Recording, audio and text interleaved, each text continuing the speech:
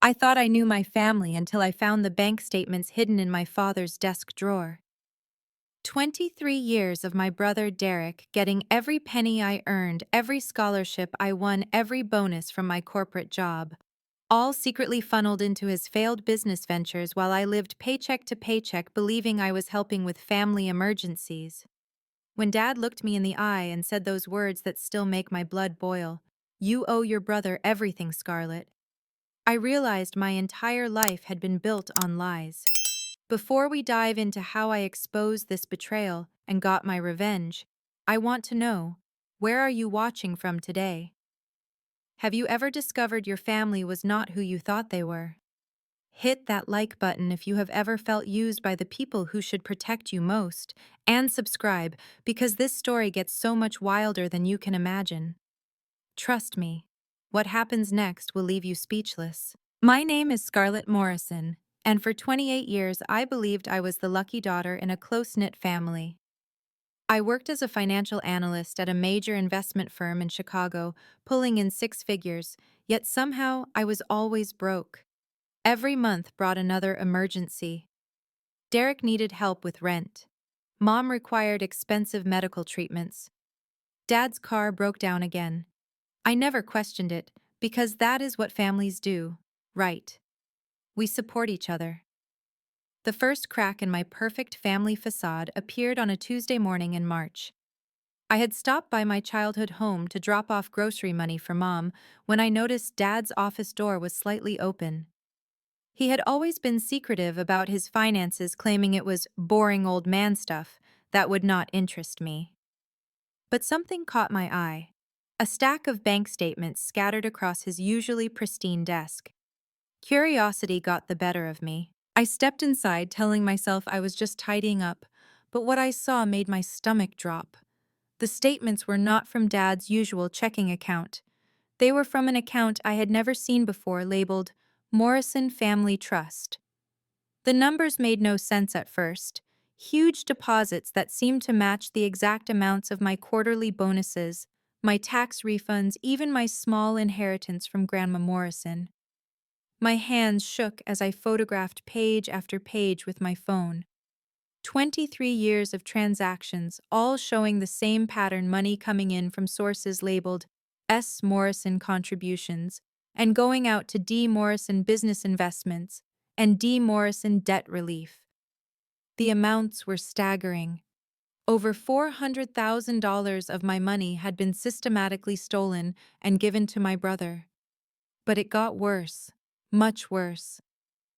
Buried in the papers was a folder marked Derek's Records. Inside were loan documents, business partnership agreements, and bankruptcy filings I had never heard about.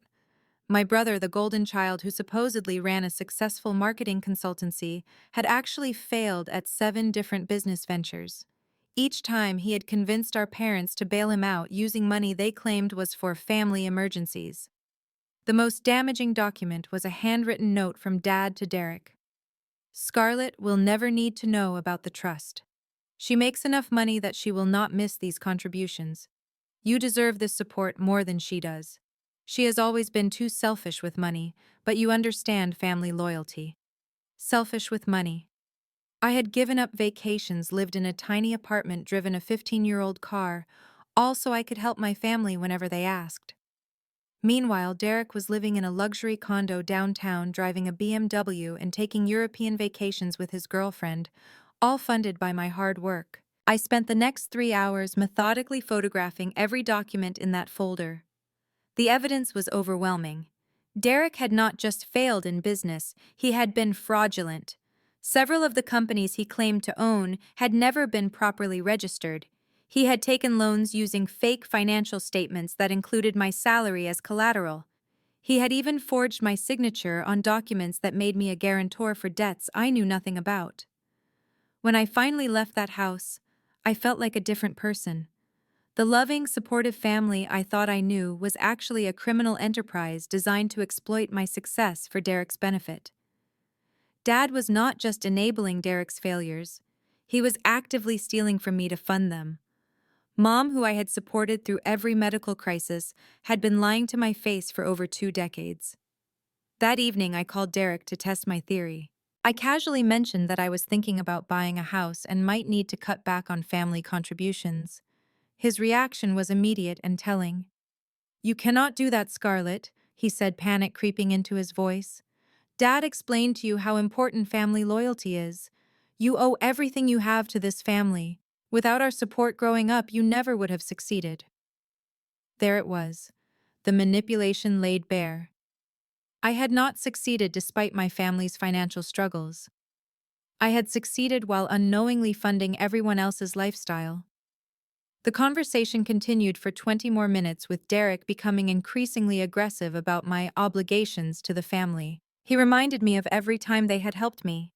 The down payment assistance for my first apartment that I later learned came from my own previous contributions, the loan for graduate school that was actually my own scholarship money, being returned to me, the emergency fund they maintained for my benefit that was entirely built from my own deposits. When I finally hung up, I realized that my entire adult life had been built on a foundation of lies and theft. Every financial decision I had made, every sacrifice I had endured, every moment of gratitude I had felt toward my family for their support, it was all based on fraud. That night, I began planning my response.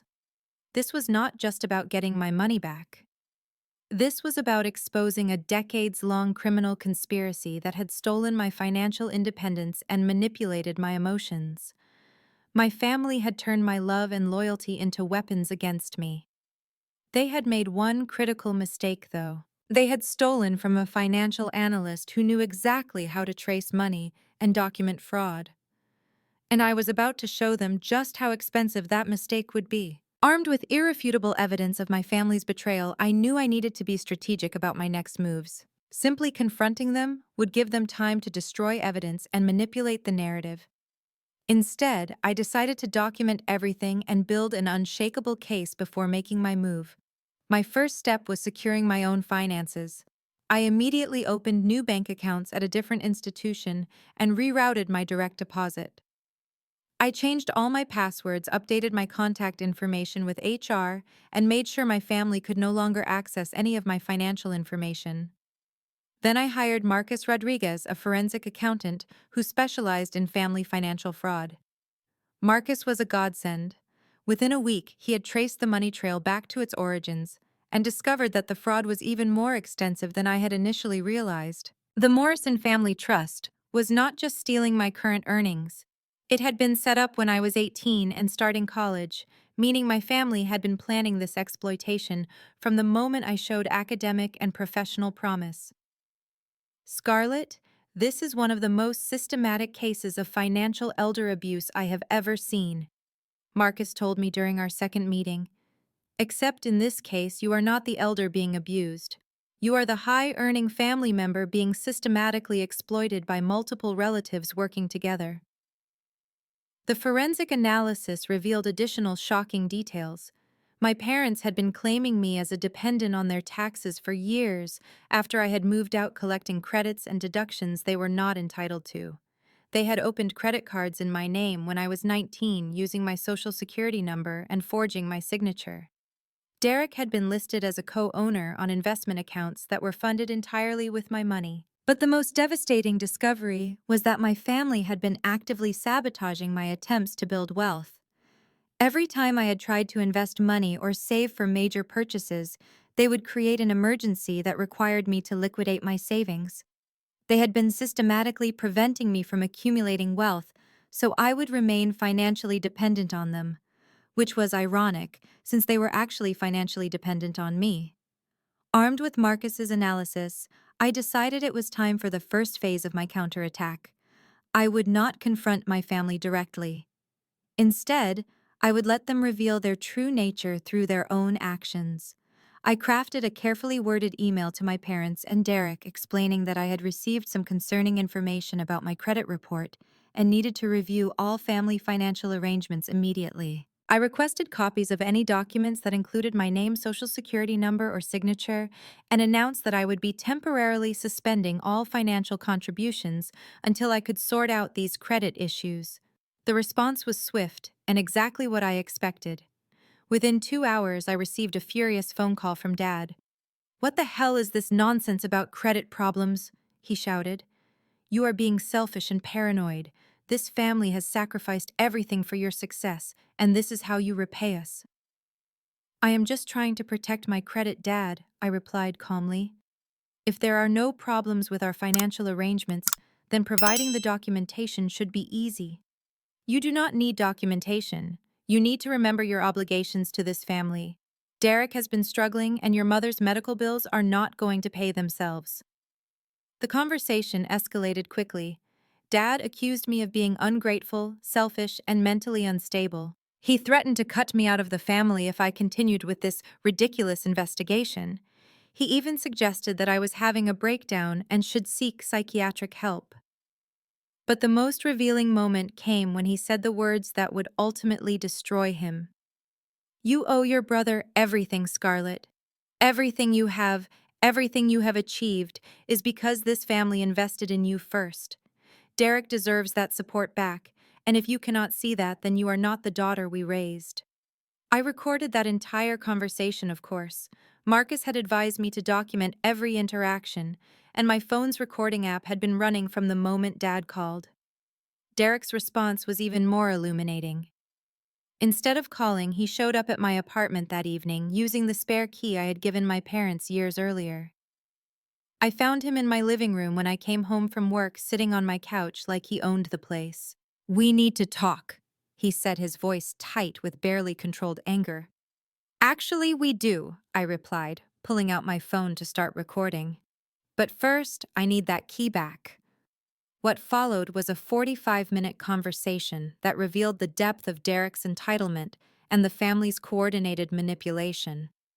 He did not deny taking my money. Instead, he justified it. According to Derek, I had always been the selfish sibling who needed to be forced to contribute to family welfare. He claimed that he deserved my financial support because he was taking care of our aging parents, conveniently ignoring the fact that I had been paying for their expenses too. The most chilling moment came when Derek threatened me directly. "If you keep pushing this, you will lose everything, Scarlett. We know people. We can make your life very difficult. Your job, your reputation, your future, all of that depends on family loyalty. Do not forget that." "Are you threatening me, Derek?" "I am reminding you of reality. You think you are independent, but you are not. Everything you have came from us, and we can take it away just as easily." That threat was the final piece of evidence I needed. Derek had just confessed to financial fraud and threatened retaliation on a recording that would hold up in court. After Derek left, I called Marcus and my attorney Jennifer Walsh, who specialized in white-collar crime. Jennifer reviewed all the evidence and confirmed what I already knew: my family had committed multiple felonies, including wire fraud, identity theft, tax fraud, and conspiracy to commit financial elder abuse. "You have enough evidence to send all of them to prison, Scarlett," Jennifer told me. "The question is, how far do you want to take this?" I knew exactly how far I wanted to take it. My family had spent decades teaching me about loyalty, obligation, and family values, while systematically robbing me blind. They had manipulated my love for them into a weapon against my own financial security. They had threatened me when I discovered their crimes. It was time to show them what real consequences looked like. The next morning, I implemented the second phase of my plan. I filed a formal complaint with the FBI's Financial Crimes Division, providing them with all of Marcus's forensic evidence and my recorded conversations with Dad and Derek. I also filed complaints with the IRS regarding the tax fraud and with the credit bureaus regarding the identity theft. But I was not done. I had one more move that would expose their crimes to the people who mattered most: our extended family and their social circle. The FBI took my case seriously. Agent Sarah Kim, a specialist in family financial fraud, reviewed my evidence and agreed that criminal charges were warranted. However, she warned me that family financial crimes were complex to prosecute and often resulted in plea deals rather than significant prison time. The most effective deterrent is usually public exposure and civil consequences, Agent Kim explained. Criminal charges will get them on record and might result in probation or short jail sentences. But the real impact comes from restitution orders, asset seizure, and the social consequences of having their crimes exposed publicly. That advice shaped my strategy for the next phase. While the criminal investigation proceeded, I focused on building a network of allies who could help me expose my family's crimes to their social and professional circles. My first ally came from an unexpected source. Derek's ex-girlfriend Marina reached out to me after hearing through mutual friends that Derek and I were having financial disagreements. Marina had dated Derek for 3 years and had always wondered how he afforded his lifestyle on his supposedly modest income. I broke up with him because something felt off about his money situation. Marina told me over coffee. He always had cash for expensive restaurants and trips, but he would get weird and defensive whenever I asked about his work.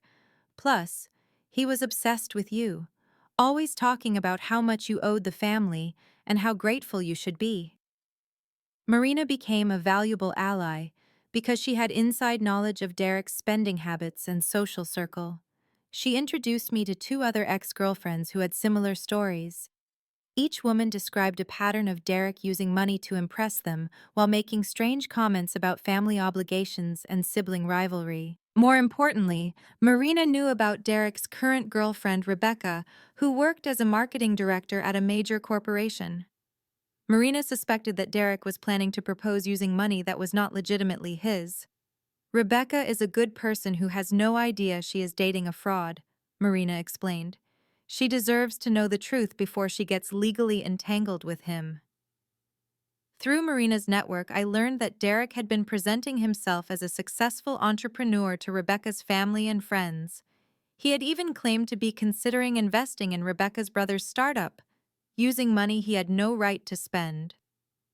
My second major ally was my cousin Jennifer Morrison Walsh, no relation to my attorney who worked as a journalist for the Chicago Tribune's business section. Jennifer had always been the family truth teller, the one who asked uncomfortable questions at family gatherings. When I approached her with my evidence, she was shocked but not entirely surprised. I always wondered how Uncle Robert and Aunt Patricia could afford their lifestyle on Dad's pension, Jennifer said. And Derek's success story never quite added up. He claimed to be running this amazing consultancy, but I could never find any evidence of actual clients or projects. Jennifer agreed to investigate Derek's business claims for a potential story about entrepreneurship fraud in Chicago. Her press credentials gave her access to business registration records, tax filings, and professional networks that I could not reach on my own. What Jennifer discovered was devastating for Derek's reputation. His successful marketing consultancy existed only on paper. The business address he listed was a mail forwarding service. The clients he claimed to serve had never heard of him. The awards he displayed on his LinkedIn profile were from organizations that did not exist. Derek is not just stealing from you, Scarlett, Jennifer told me after completing her investigation.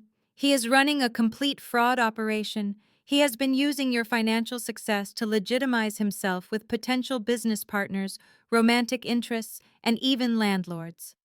But the most valuable ally was someone I never expected: my father's own brother, Uncle Michael.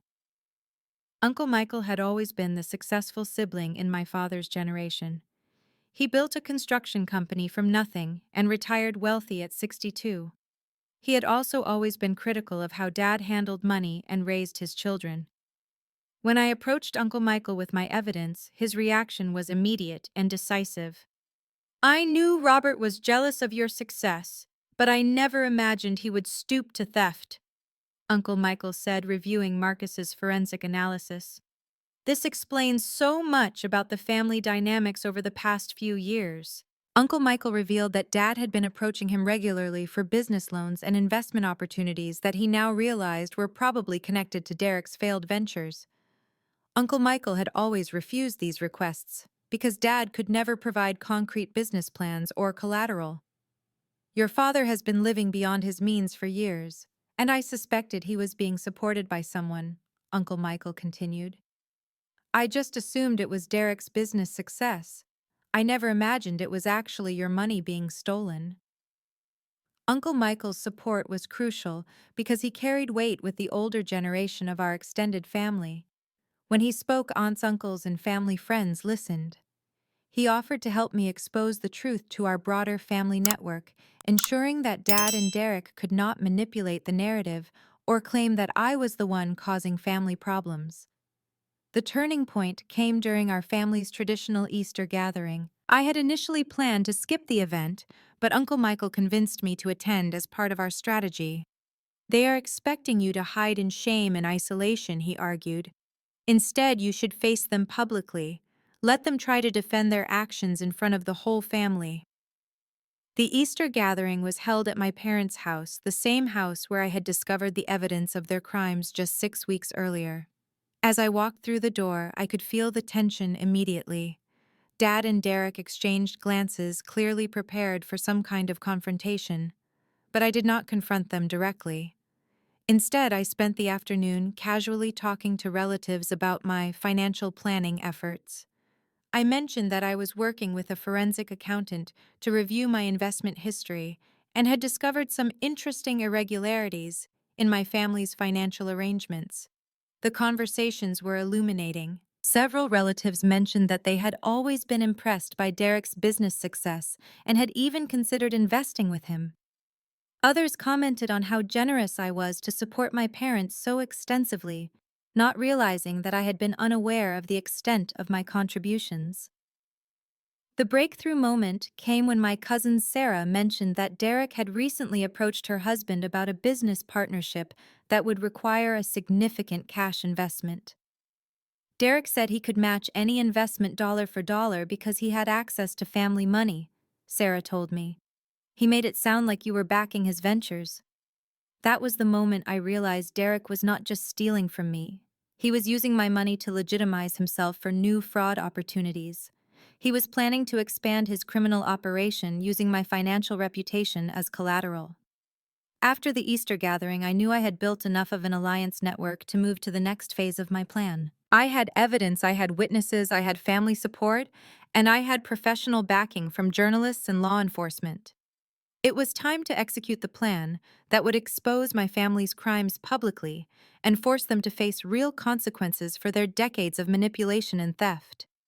But I also knew that taking this step would irrevocably change my family relationships forever. The question was I prepared for my family to hate me for telling the truth about their crimes? The answer was simple. After 28 years of being manipulated and stolen from, I was more than ready for that battle. My confidence was at an all-time high as I prepared to execute the final phase of my plan. I had evidence, allies, and legal backing. The FBI investigation was progressing, and Agent Kim had assured me that criminal charges were imminent. My cousin Jennifer was preparing her exposé for the Tribune, and Uncle Michael was coordinating family meetings to reveal the truth about Dad and Derek's financial crimes. But I made one critical mistake. I trusted the wrong person with my complete strategy. Dr. Amanda Foster had been my therapist for 2 years, helping me navigate workplace stress and family dynamics. When the financial fraud came to light, I naturally turned to her for support in processing the emotional trauma of discovering my family's betrayal. Dr. Foster seemed like the perfect confidant, professional, objective, and bound by confidentiality. During our sessions, I shared every detail of my investigation, my evidence, and my plans for exposing Derek and Dad. Dr. Foster encouraged me to document everything and praised my methodical approach to seeking justice. She seemed particularly interested in the legal aspects of my case and asked detailed questions about my evidence and timeline. What I did not know was that Dr. Foster had been having an affair with my father for over 18 months. The revelation came in the most devastating way possible. I had scheduled a meeting with Agent Kim to review the final evidence package before arrests were made. When I arrived at the FBI field office, Agent Kim's expression was grim. "Scarlett, we have a problem," she said, gesturing for me to sit down. "Someone tipped off your family about our investigation. They had time to destroy evidence and coordinate their legal defense. We can still pursue charges, but our case is significantly weakened." My stomach dropped. How is that possible? The only people who knew the complete details were my attorney, my accountant, and your therapist, Agent Kim finished. We traced the leak back to Dr. Amanda Foster. Apparently, she has been in a romantic relationship with your father for quite some time. She contacted him immediately after your last session and warned him about the criminal investigation. The betrayal hit me like a physical blow. Dr. Foster had not just violated professional ethics. She had used my trust and vulnerability to sabotage my pursuit of justice. Every detail I had shared with her had been passed directly to the man who had been stealing from me for decades. But the damage was even worse than I initially realized. When I arrived home that evening, I found my apartment had been broken into. My laptop was missing along with backup drives containing copies of the financial documents. Someone had also attempted to access my new bank accounts, though fortunately my security measures had prevented any actual theft.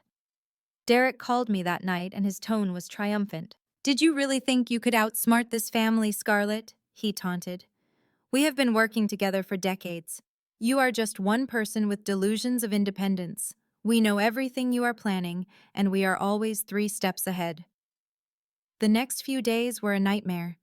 Dad hired an expensive attorney who immediately began a campaign to discredit my evidence and my mental state. They claimed that I was having a psychological breakdown and had fabricated the entire fraud story out of jealousy and spite. They produced character witnesses who testified to my supposed instability and narcissistic tendencies.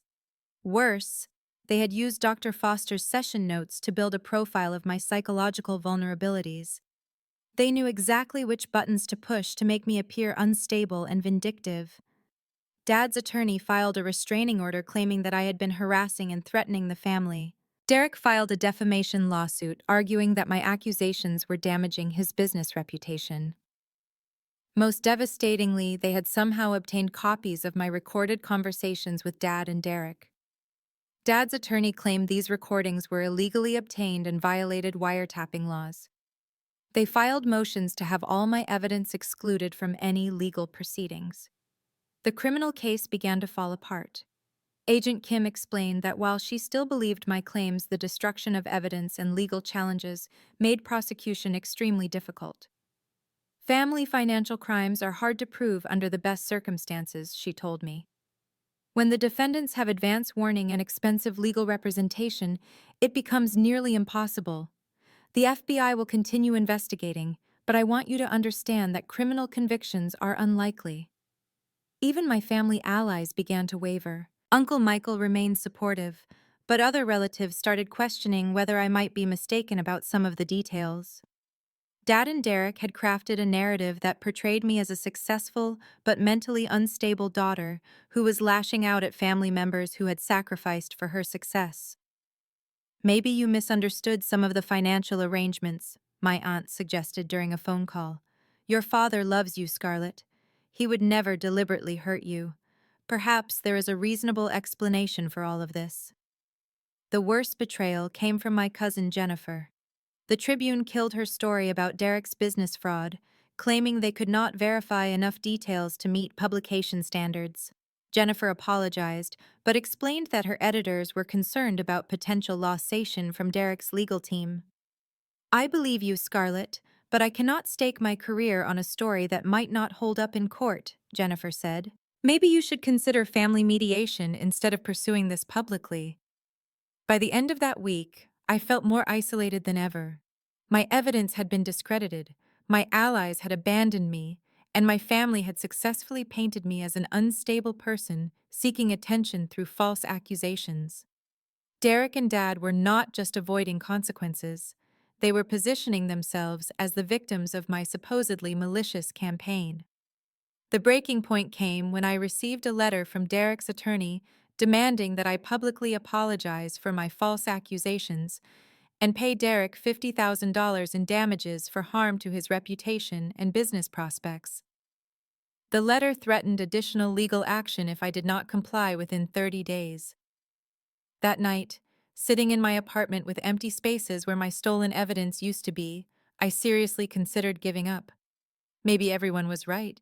Maybe I had misunderstood the financial arrangements. Maybe I was the problem in this family dynamic. But then I remembered something Uncle Michael had told me. The truth does not change just because it becomes inconvenient or difficult to prove. I had been knocked down, but I was not defeated. If my family thought they had won by destroying my evidence and turning my allies against me, they had seriously underestimated my determination. I had spent weeks building one strategy, but I was perfectly capable of building another. This time I would be more careful about who I trusted, and this time I would make sure they could not see my next move coming. In my darkest moment of defeat, salvation came from an unexpected source: Derek's own arrogance. While I was regrouping from the devastating betrayal by Dr. Foster and the collapse of my initial strategy, Derek made a crucial mistake. Emboldened by his apparent victory, he decided to expand his fraud operation in ways that would ultimately expose him to people far more powerful than me. The break came through Rebecca, Derek's current girlfriend. After weeks of watching Derek celebrate his legal victories over me, Rebecca began asking questions about our family conflict. Derek, confident that he had permanently silenced me, told Rebecca his version of the story. I was a jealous, unstable sister who had fabricated fraud allegations because I resented his business success. But Rebecca was not just any girlfriend. She was a marketing director at Northwestern Mutual, one of Chicago's largest financial services companies. More importantly, she was the daughter of federal judge Patricia Hammond, who specialized in financial crimes and had a reputation for being ruthless with white-collar criminals. Rebecca's suspicions were aroused when Derek asked her to co-sign a business loan for $200,000. When she asked to review his business financial statements, Derek provided documents that claimed his company had earned over $500,000 in profit the previous year. However, Rebecca noticed inconsistencies in the documentation that triggered her professional instincts. Something about Derek's paperwork felt off, Rebecca later told me. The numbers were too round, the client references seemed fake, and he got defensive when I asked basic questions about his business operations. Rebecca decided to conduct her own investigation into Derek's business claims. Using her professional network in Chicago's financial services industry, she quickly discovered that Derek's consulting company had no legitimate clients, no business registrations in good standing, and no verifiable income sources. When Rebecca confronted Derek about these discrepancies, he made the fatal mistake of trying to use me as validation for his success. My sister Scarlett is a financial analyst who can vouch for my business operations, Derek told Rebecca. She has been helping me with strategic planning and investment decisions. Her expertise is part of why my company has been so profitable. Rebecca knew this was a lie because Derek had spent weeks telling her that I was mentally unstable and had been making false accusations against him. The contradiction was so obvious that Rebecca realized Derek had been lying about everything, not just his business but also his family situation. That is when Rebecca made the decision that would ultimately destroy Derek's entire operation. She called me. "Scarlett, I think we need to talk," Rebecca said during our first phone conversation. "I am dating your brother Derek, and I have reason to believe he has been lying to me about pretty much everything, including you." Meeting Rebecca was like finding the missing piece of a puzzle I had been struggling to complete for months. She had documented evidence of Derek's fraudulent business claims, recorded conversations where he contradicted his previous statements about me, and most importantly, she had connections to people who could bypass the legal obstacles that had derailed my first attempt at justice. "My mother is Judge Hammond," Rebecca told me during our second meeting. "She cannot directly intervene in your family situation, but she has resources and contacts throughout the federal justice system. If we can present her with solid evidence of ongoing financial crimes, she will know exactly how to route it to the right prosecutors." Rebecca had something else I desperately needed: fresh evidence that Derek's crimes were continuing and expanding. While I had been focused on recovering past theft, Derek had been using his apparent legal victory to commit new fraud on a larger scale. "Derek has been using your financial reputation to legitimize himself with potential business partners," Rebecca explained. He told my colleague's husband that his sister works for a major investment firm and has verified all his business projections. He is literally using your professional credibility to steal money from new victims. Working with Rebecca, I was able to rebuild my case with evidence that Derek and my father could not destroy because they did not know it existed. Rebecca had documentation of Derek's recent fraud attempts, recorded conversations that contradicted his legal claims about me, and financial records that proved his business was entirely fraudulent. But the most powerful weapon Rebecca brought to our alliance was something Derek had given her himself, a written proposal for their future together that included detailed financial projections based on his continued access to family investment resources. In the document Derek had prepared for Rebecca's parents, he claimed that his marketing consultancy generated steady profits that would allow them to afford a luxury lifestyle after marriage. He projected purchasing a house worth over $800,000 and taking annual European vacations. The financial foundation for these projections was explicitly based on continued support from family resources, meaning my stolen money. Derek essentially confessed to financial fraud in writing while trying to impress my parents, Rebecca said. He documented his intention to use stolen family money to fund his lifestyle with me. That document alone is enough to reopen the criminal investigation. Rebecca was right. When Judge Hammond reviewed the evidence through unofficial channels, she immediately referred the case to a federal prosecutor who specialized in interstate financial fraud. Unlike the FBI agents who had been handling my original complaint, this prosecutor had the resources and authority to pursue charges regardless of local legal obstacles. Within 2 weeks, federal agents had obtained warrants to search Derek's apartment, my parents' house, and Dr. Foster's office. They seized computers, financial records, and communication devices before Derek or Dad realized their legal victory was about to be reversed. The search warrants were executed simultaneously to prevent evidence destruction. Federal agents found extensive documentation of the fraud conspiracy, including communications between Dad Derek and Dr. Foster, that proved they had coordinated their response to my original investigation. Most damaging was a series of text messages between Derek and Dr. Foster discussing how to use her therapy session notes to discredit me legally and psychologically. The messages proved that Dr. Foster had been violating professional ethics for months, not just by conducting an affair with my father, but by actively participating in a conspiracy to cover up financial crimes. But the evidence that sealed their fate was found on Derek's laptop spreadsheets tracking exactly how much money had been stolen from me over the years, including projections for future theft based on my expected salary increases and bonuses. Derek had been treating my financial exploitation like a business plan complete with growth targets and profit margins. He had calculated that he could steal approximately $40,000 per year from me for the next decade without triggering suspicion, assuming I continued my pattern of trusting family members with financial decisions. When the federal prosecutor called me to review the evidence they had seized, I finally understood why my family had been so confident they could defeat my original investigation. They had not just been stealing my money, they had been studying my psychology and financial habits to maximize their theft while minimizing their risk of exposure. Your brother kept detailed records of every manipulation technique that worked on you, the prosecutor explained. He tracked which types of family emergencies were most effective at getting you to provide money, which emotional appeals were most successful, even which times of year you were most vulnerable to guilt-based manipulation. Derek had turned my love for my family into a science of exploitation. But his compulsive need to document and analyze everything had also created the evidence trail that would ultimately convict him. With Rebecca's evidence and the federal seizure results, we now had an unshakable case that proved decades of financial fraud, identity theft, tax evasion, and conspiracy. More importantly, we had evidence that the crimes were ongoing and expanding, which meant Derek and Dad could not claim this was ancient history or family misunderstanding.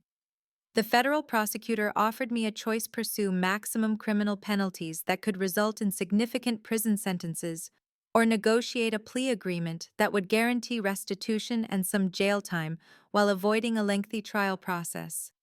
For me, the choice was obvious.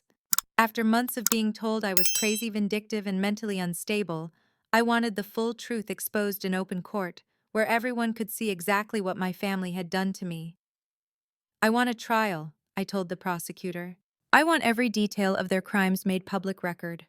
I want everyone who doubted me to see the evidence for themselves. Justice was finally within reach. The trial of Derek Morrison and Robert Morrison began on a cold Tuesday morning in February, 8 months after I first discovered the bank statements that changed my life forever. As I sat in the federal courthouse watching my father and brother enter guilty pleas to charges of conspiracy to commit wire fraud, identity theft, and tax evasion, I felt a complex mixture of satisfaction, sadness, and relief.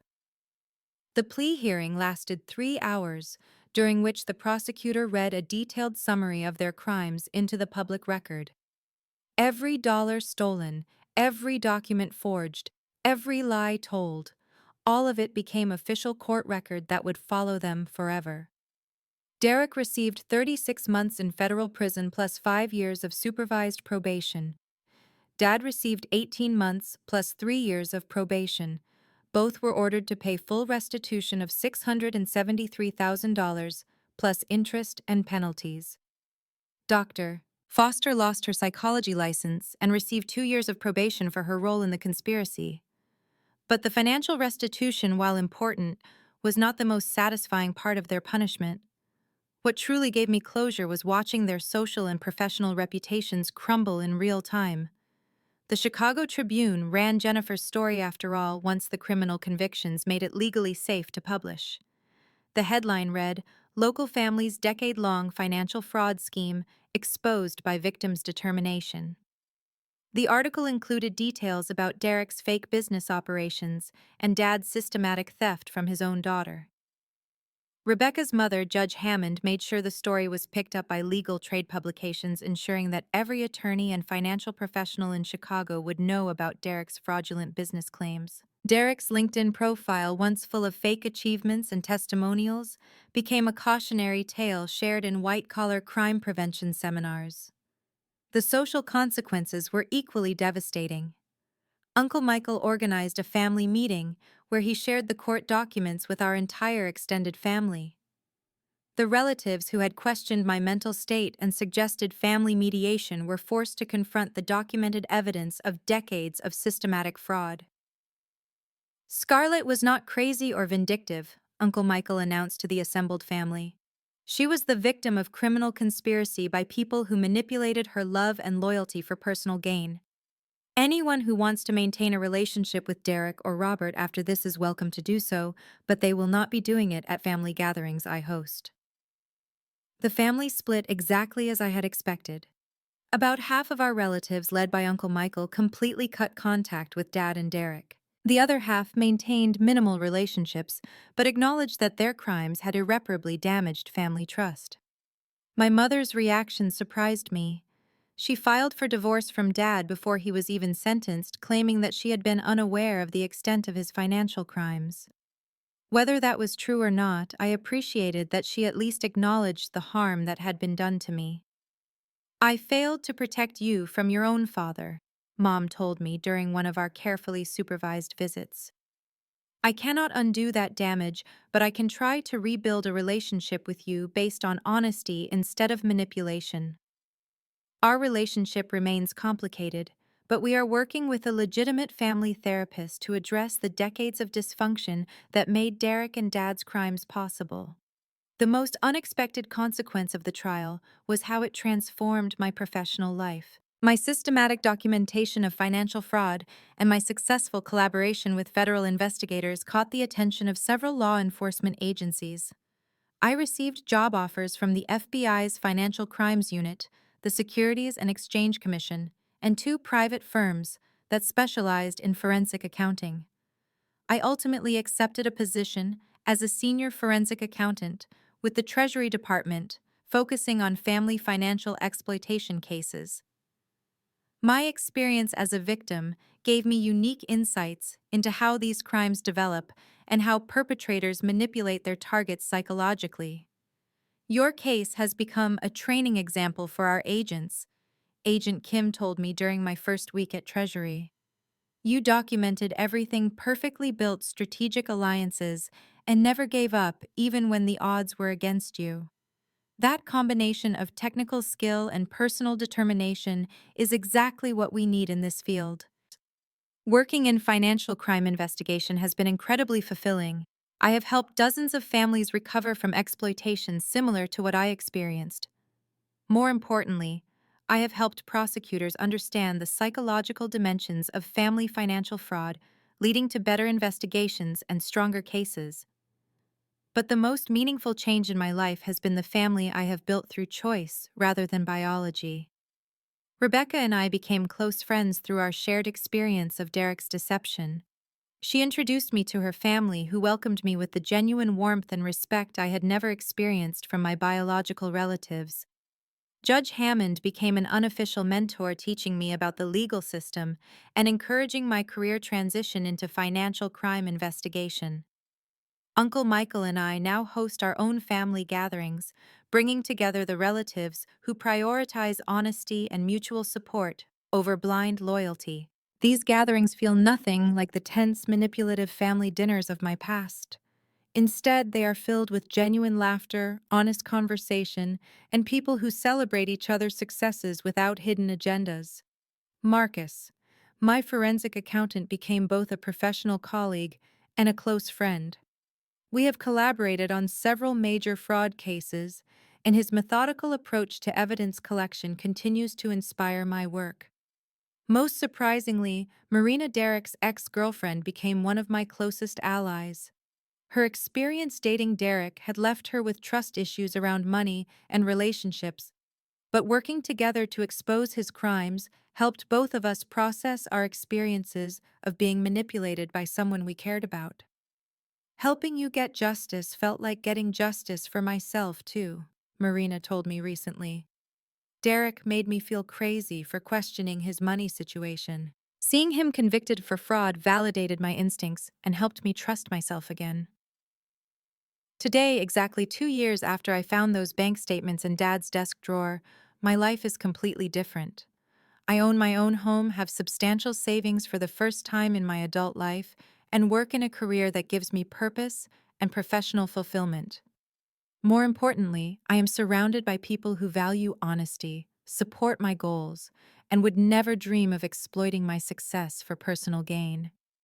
My chosen family may be smaller than my biological family, but it is built on foundations of respect and genuine affection rather than manipulation and obligation.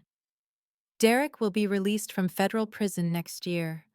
Dad completed his sentence 6 months ago and now lives in a small apartment funded by his pension and Social Security.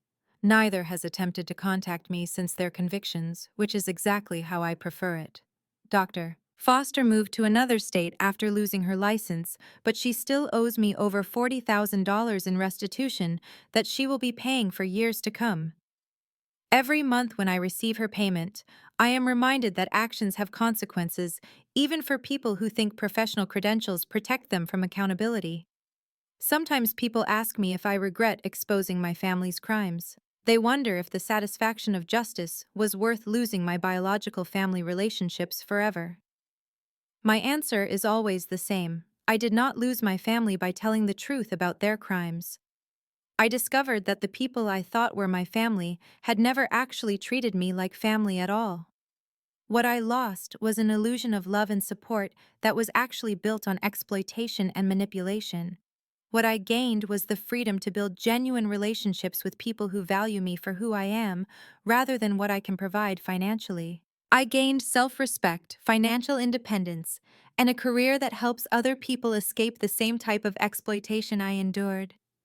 Most importantly, I gained the knowledge that I am strong enough to fight for myself when the people who should protect me choose to harm me instead. That knowledge has made me fearless in ways I never imagined possible. Your family should lift you up, not tear you down for their own benefit. True family loyalty means protecting each other from harm, not covering up crimes. And sometimes the greatest act of love you can perform for yourself is walking away from people who mistake your kindness for weakness. Now I want to hear from you. Have you ever discovered that family members were taking advantage of your success or generosity? How did you handle the situation when loyalty conflicted with justice? Share your experiences in the comments below, because these stories matter and they help other people realize they are not alone in facing family exploitation.